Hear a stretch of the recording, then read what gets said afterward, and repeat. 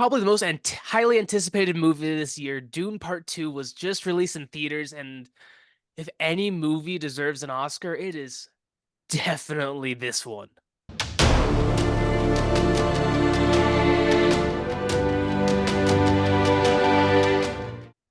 One thing that was very nice is usually when you get the part one, part two movies, it's not really part one, part two. It's just a sequel, and they didn't want to title it a fourth one. I mean, Hunger Games, Hobbit, it's just it was always a sequel, but for this one, it is a direct continuation of the first one. It picks up like 5 minutes after part one ended.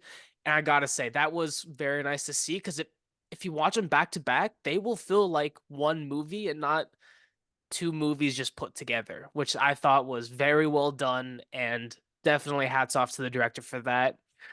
But I mean, this movie was pretty great.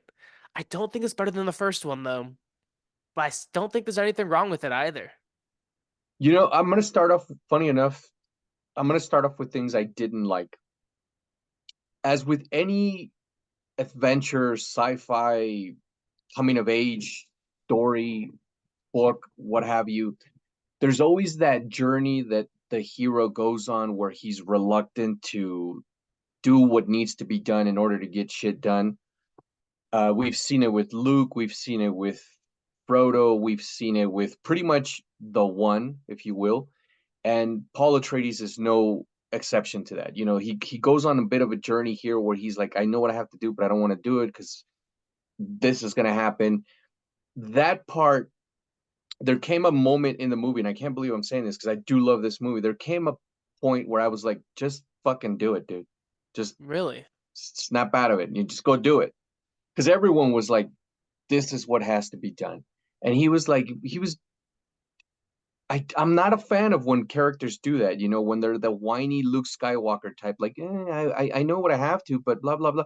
Just, you know, I and do I get understand that there's a progression. I understand that he has to go on that journey. But for me, that particular part of the story, I was like, just fucking drink it, man. Just go, that. There are elements from the book, and again, this is the most faithful adaptation I've ever seen from book to screen. But there are some things like the Space Guild navigators I would have liked to have. So we saw them briefly in part one, and I wish because they're weird, man. They're really like in the book. If you guys read them, they're really out there, and I just wish we would have seen more of them. Other than that, this movie's just fantastic.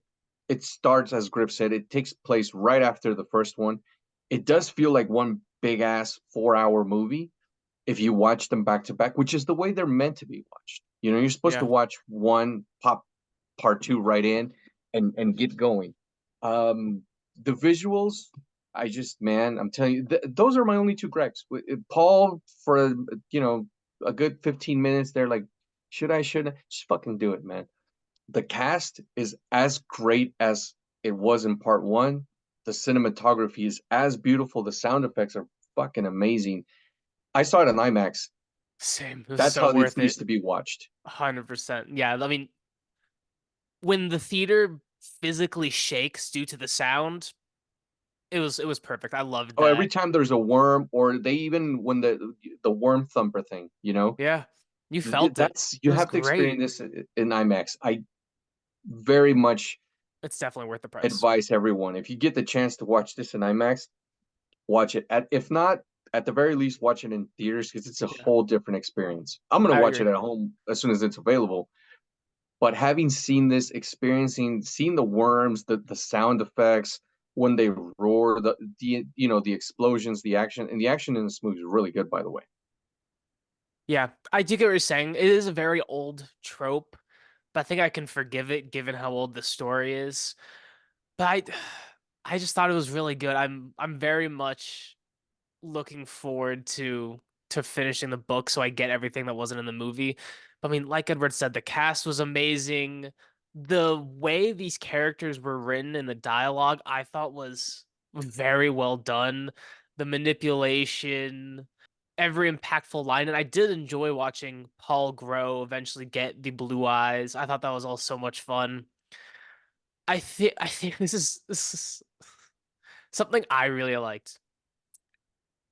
This may sound really stupid, but I liked when we saw the Fremen come out of the sand, and then as they sprint, we see like all this dirt, all the like the dirt and sand cascade off of them.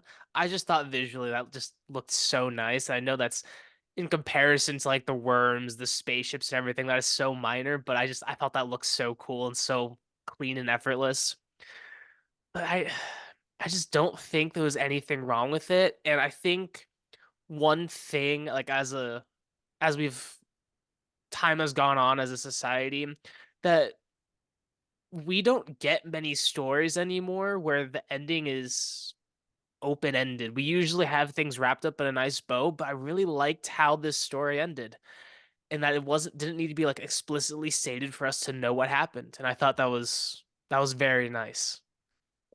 It's funny you should mention that because the way it ends, no spoilers, of course, but the way it ends, like literally the last scene, like I know we're getting a third one, which I'm Maybe not they opposed to can, it. but I hope not. No, we're getting a third one. We're getting the book We're three, getting Messiah. which I'm not a fan of. Yeah, It I just don't want him to. it's it just spins off into a whole different direction. It's very odd. I'm very happy with part one and part two. I do really like the first book, but after the first book, and I've told Griff this many times, I don't hate them. I'm not a fan, and I know Denis has spoken about a Benny Gesserit sisterhood spin-off series, and I know he wants to do the second book. I know he's spoken about that in Mhm. every interview. He was like, "Yeah, we haven't started. It's here, and it hasn't gotten on page, but I know that that's what he wants to do, and I know he'll do it, and I know it'll be great." If I don't like the book, I don't know if I'll like the movie unless he changes a lot of things. He I'm could not change sure. it, yeah. Here, I'm very happy where we are Yeah. with one. I'd be perfectly okay if it would stop, but I I understand the hope it reasons does. why it's not going to stop. He really likes all the books. He likes the second book the most, and that's the story he's very It's interested crazy. in telling. And obviously Warner Brothers, I mean Discovery now, they see the money that this is going to make them. So of course we're going to get a lot of more Dune projects because it's a money making machine. So I understand the politics behind it, Yeah. but I would stop here. I think it's a perfect point to stop. I think the Yeah. last scene, I don't think I would have gone with that particular character for the final scene of the movie, but I I understand the agree. reasons why. I like the way it ended. The final battle. I think The way it was choreographed too, that final my fight was favorite so nice. character of part two is Faith. I think Austin Butler did a Yeah. phenomenal. I think he's as psychotic as I envision him in my head. He's just fucking odd, man. Like all of Giddy Prime is odd. It's just the strangest thing. The Baron Harkonnen is, he's a pervert. I always envisioned him as a sick, fat pedophile. Um, but his nephew is just insane. I think Austin, but he's almost unrecognizable. He did a Yeah. phenomenal job. Like he really, I just envision Elvis, and then seeing this, it's crazy. It's this pasty, psychotic, almost like a Batman rogues gallery villain type, and I thought that was great. The fights are amazing. You can tell they both really worked their asses off. So it's a phenomenal movie, man. I mean, I have two small gripes about it, but really, I mean, it is what it is. But the movie's just astonishing to look at. It's an experience. You have to go watch it in theaters. Yeah, I definitely agree. I mean, there's a projected opening weekend of 140 million and the budget's 170, so they're definitely going to make a Oh profit. yeah. It wouldn't surprise me if they make a third, but I really hope they don't. But I think the standout actor for me was actually Rebecca Ferguson. I thought she did an amazing job. I just think she was my favorite with it just because of how different it was from her part one character, and seeing that progression I thought was just very fun to see. And I also think just now seeing part two, yeah, there's even more Star Wars took from it just after watching this. It's kind of crazy.